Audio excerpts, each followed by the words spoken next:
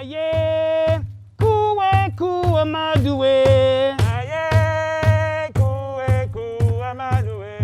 Aye, kuwe kuwa maduwe. Aye, kuwe amadue. Could you please state your name? My name is Dr. Tony Jackson. Really, Baba Heru, Tony X Jackson. Yeah. Thank you. Well, Baba Heru, we're going to start with the first question. Mm-hmm. What would you say as advice to your younger self, if you could just go back and have a conversation? That's a loaded question. It's a good question. What I left out on that other question, though, too, is, and I don't want to minimize this, is cultivating the spirit. Cultivating spirit. That we continue to cultivate our spirit, and we don't let anybody dictate to us how that's done. I would say so much to my younger self, to my teenage self. In answer to your question, you know, what I would tell my younger self is, first of all, balance. You know, balance. You know, look for balance. I've always been a person that gave a lot of myself, but just hold a little bit for yourself. You know, that's what I would tell my younger self. And I would tell my younger self, look at community college. You know, you don't have to go to the school just because you accepted. You can go to community college. You know, Julius went to Compton Community College, and he was coached by my elementary school coach, oh, wow, Tom Jackson, at the Compton JC. And he honed his skills, did his thing and at UTEP, and from there he went and played pro ball, you know. So, you know, it's important to have that balance, I think, and had I known about college, my mom knew college was important, right? But that's as far as it went. You need to go to college. Yeah. And, you know, once you're there, you know, you should, but you don't always have that guidance that you need coming from your school, or, you know, maybe folks haven't gone to college in your family, and you just don't have it. So I would give my younger self guidance on that, in that area, to be patient and balanced. You know, now I've learned patience from having children. My children have taught me to have way more patience than I ever had. I already told you that I had a short fuse. Yeah. Yeah. There was a question in here somewhere about what would you tell your younger self? That's right. And I would say, I would counsel patience.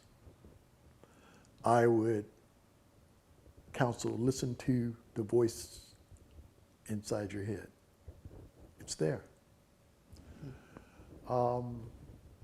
I can remember the moment in Los Angeles in 1971, 72, that I first heard that voice loud and clear. It's paralyzing.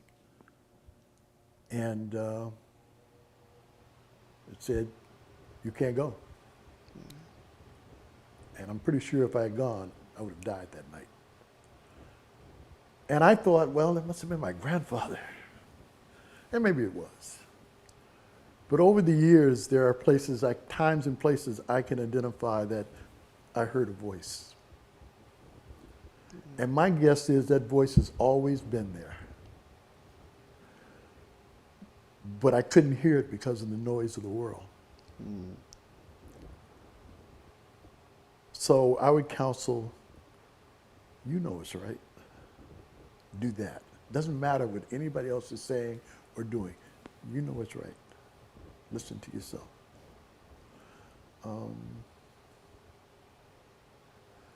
Like I said, when I went to Africa, I had I read hundreds of books in Africa, frankly.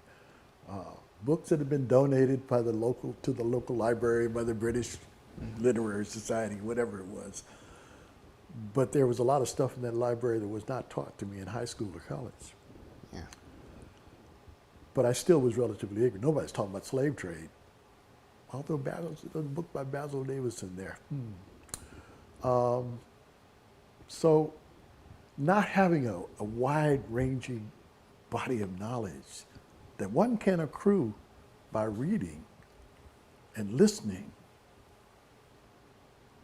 it's hard to put the world together.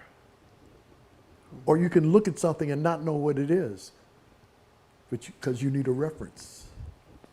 Yeah. So, yeah, educate yourself, listen to that voice, internal voice. Honor your ancestors. What are some lessons that you've learned about African American society, and as have had these travels and then come back and just experience, as you mentioned earlier, growing up in Berkeley and just the difference in terms of subtle racism versus it being overt? What are some lessons you've learned? Well, one lesson is that we are a resilient people, that no one came to this country the way we came, stacked 18 inches, and many of us died as a result of the disease, jumped overboard, but we are the survival of the fittest. I think we're the fittest people in this country, and that's not saying anything against other people, because I know Cambodians have a hell of a time coming over, the Hmong, have a hell of a time coming over, Latinos traveling, who are migrating. Latinos are not immigrants, they're migrants. They're migrating from the Americas. They've always migrated, and we just have these stupid rules. But anyway, I don't know. The lessons I've learned is that we're the best of the best, that we are very creative. We're trendsetters. We are those of us who are, my colleagues are well educated, because you have to live in this dual world.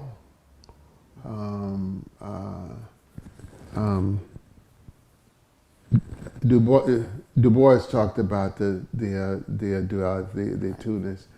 And so we're constantly interpreting what's going on in our environment. And so we have, the ability to master a so-called dominant culture. The principles are based upon Eurocentric thinkings and concepts, and we're able to master that and, do well. So I just go on and on and on and babble about it, but I just think that I've learned a lot from who we are as a people, the strides that we've taken in spite of just horrible situations, and we continue to rise and will continue to rise. What would be some advice you would give to your younger self? Yeah, I saw that question earlier and I was like, how am I going to answer this? One thing I'm going to keep it real on is, I'm not listening too closely. I would have definitely told myself, it's okay to wait to have sex. It's okay. I know it was just so much pressure growing up, internally and externally, I had certain, things going on physically, right? Like, whoa, these feelings of attraction and stuff. Wow, this is big, But it just, to me, was just too much of my focus. You know what I mean? Like, it was too much a part of what I thought was supposed to be my identity as a black man. Mm-hmm. And I wish that I could have understood that that's not true. Like how many women you're with, or how much the women like you. Like, this is not make or break who you are as a person. And for me, growing up as a young man, I thought that, and a lot of my friends did. Like, if we didn't have women, or if the ladies didn't like us, then we were less than.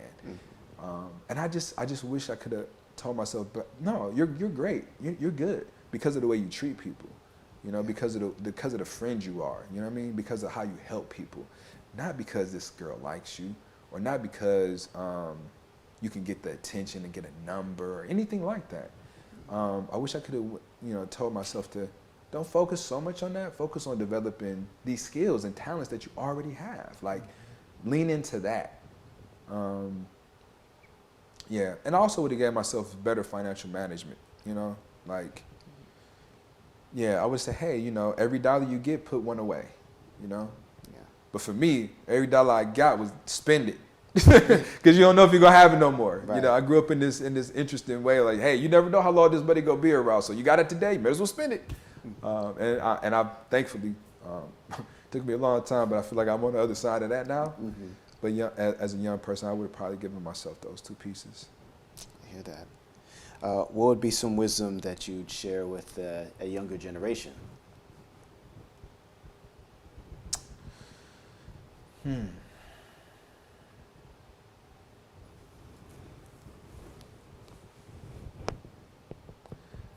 know, I would tell the younger generation that they have everything they need, and to believe deeply in the power of themselves to make change and the power of their ancestry. I would tell them that it is that some of the most important work they can do is to uncover their connection to their ancestors and to study the way our ancestors developed their thoughts and ideas, and to know what those thoughts and ideas were. And I feel like if we have that, then all that natural talent and that natural ability for young folks will be enhanced, and I think that will help them reach their full potential. I'm curious, what would be some wisdom that you would like to share with younger generations? My wisdom would be listen to your elders. My wisdom would be never stop asking questions. You know, question people. Question, you know, certainly question adults. Question elders, right? But be open to the answers that you get. I don't think we question enough. And the quality, our level of intelligence can be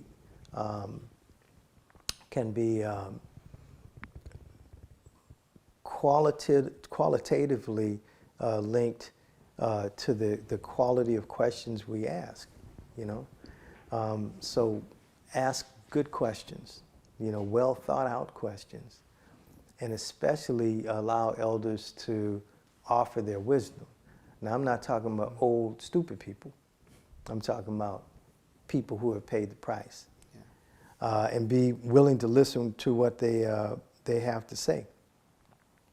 And then the other thing would be just like in therapy. You know, one of the main issues in therapy is how to keep it moving, because people will get stuck in certain places, right? Stuck emotionally, right? So keep it moving, strive towards balance. And remember to take some time to be still, right? To experience, right? And allow the ancestors to speak to us. What would be some advice you would give to your younger self?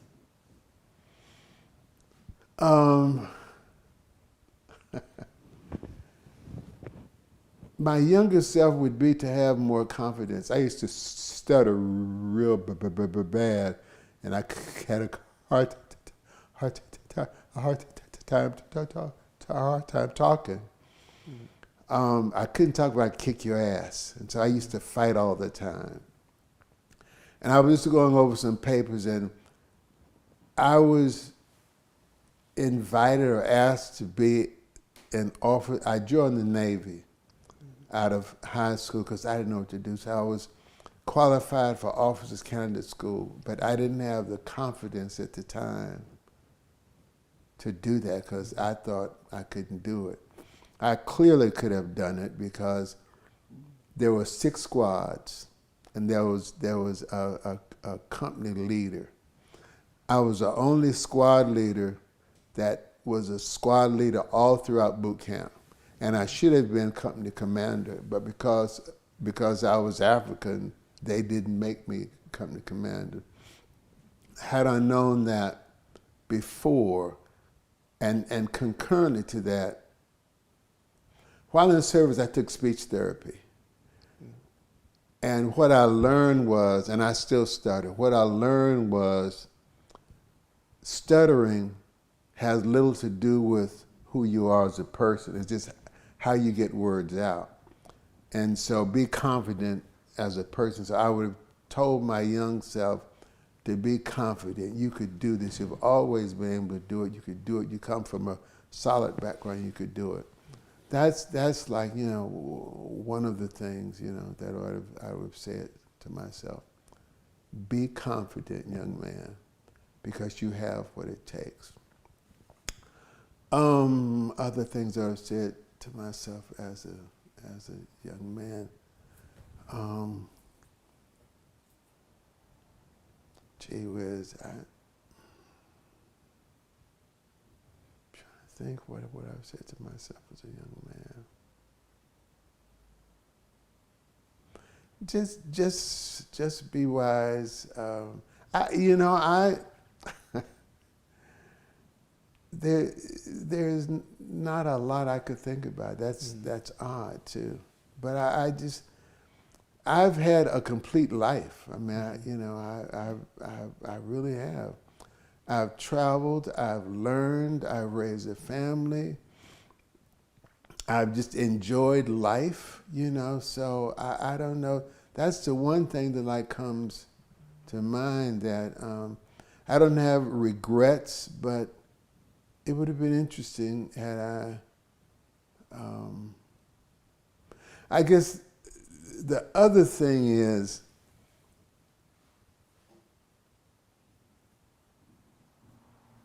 I would tell myself to have pursued medical school, because I was a operating room technician and I was really good, but I didn't have the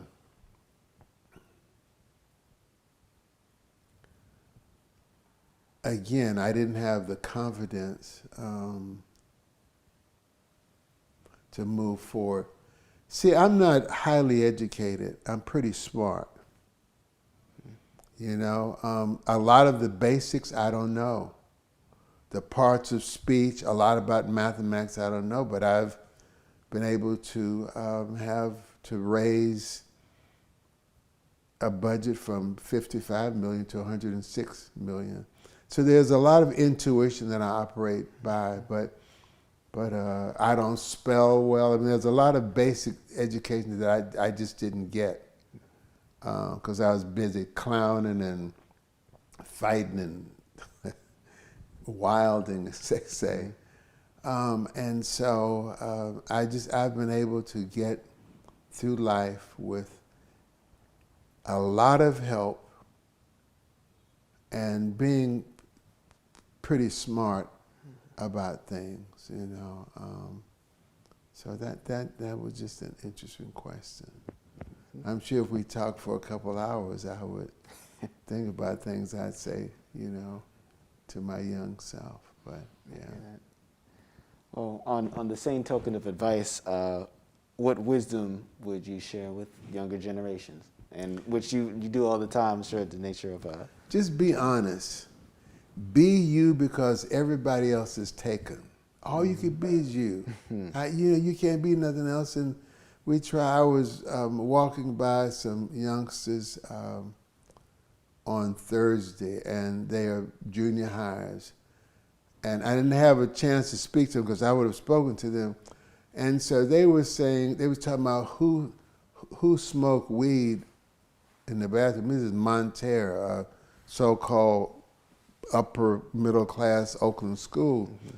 And so they were, and I could tell just in my passing interaction, some of them didn't want to be in the conversation, but they were because they didn't want to be left out. And I thought about, I wanted to say to them, do you, don't try and do them. And so what I say to young people, be you, be your honest self, because I know when I'm lying to myself. I gotta tell myself a lie in my head before I tell you a lie. Why lie? Why? And so for young people, be your true self. practice being your true self, because if you practice falseness in your head, you will act in false ways. You know, and so that's, I mean, I could go on and on about what, but I mean, that's always sticks out to me. You're blessed to have youth. Take advantage of it. Don't be afraid to try something, to do something. My belief is those people who are successful will always be successful. I don't know that I've ever had a failure. I've had lessons, you know, that I've either learned from those lessons or I've been stupid. And so I don't deal with the concept of failure. I just deal with the concept of I either got it done or I didn't get it done. I either learned a lesson or I didn't, learn a lesson. If I know that the stove burns, I touch the stove, it burns. I touch it, it burns. I touch it, it burns. Well, that's not a failure that to like understand the stove burns. That's just plain stupidity.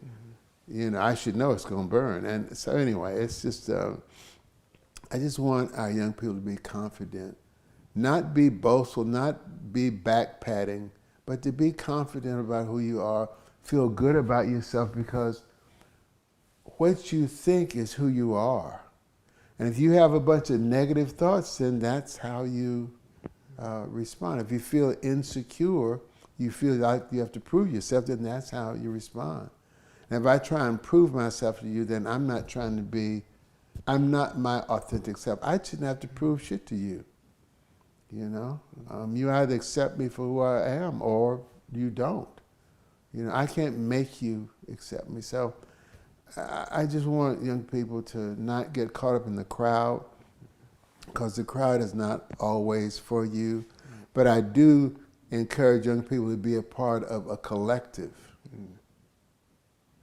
No man is an island. No man stands alone.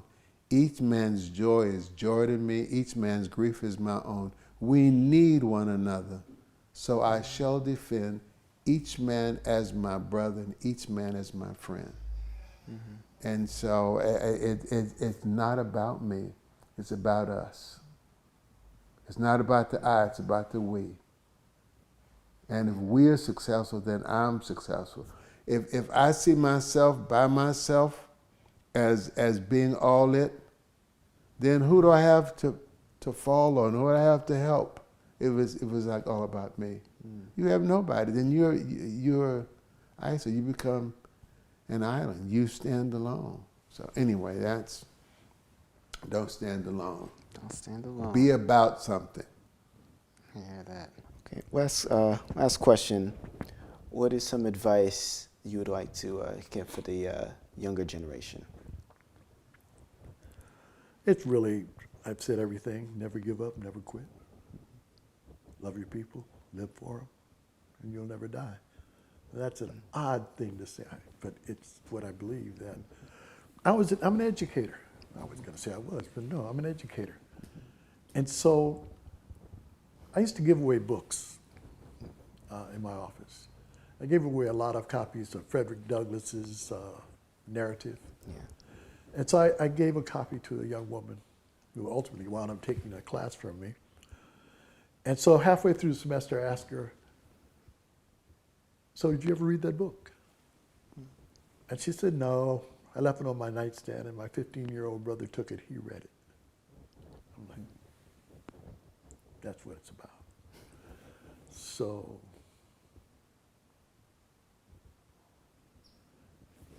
I don't know what the words would be, selfless or whatever it is. That's not what it is.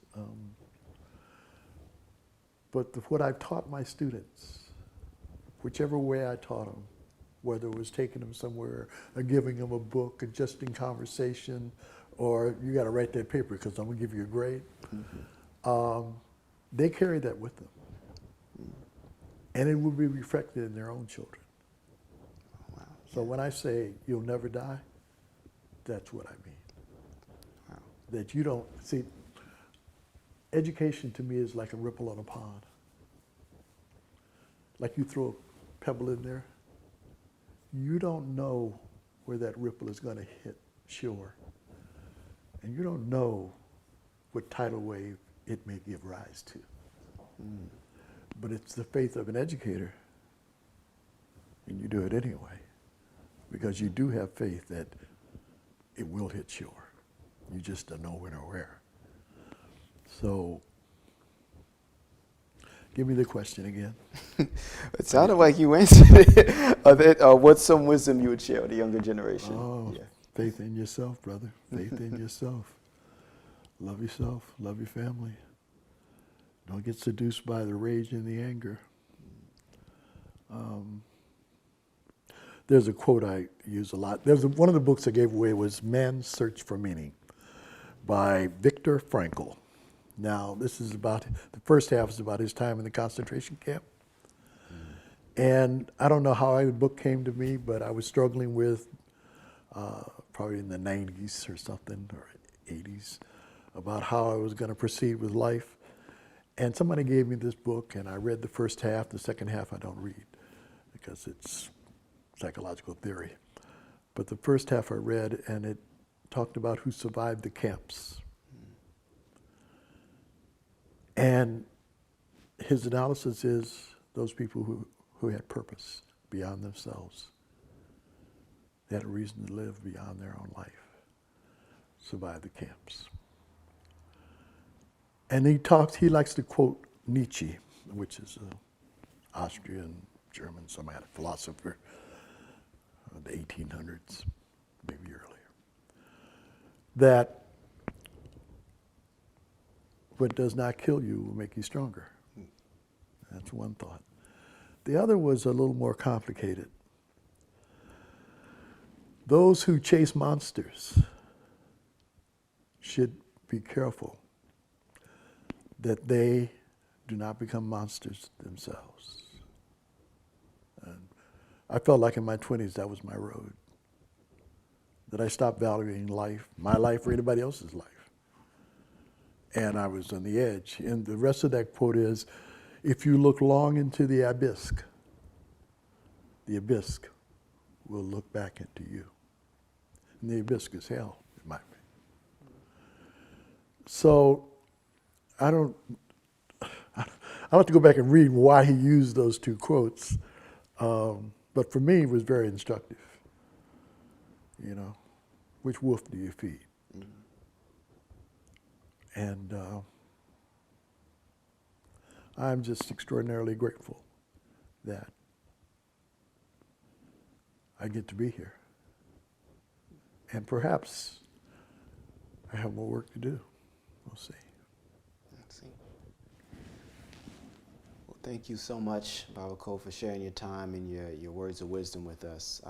This has been excellent, and I'm just so glad that you've been a part of this journey every step of the way for the Brotherhood of Elders Oral History Project. So thank you so much for your time. Thank you.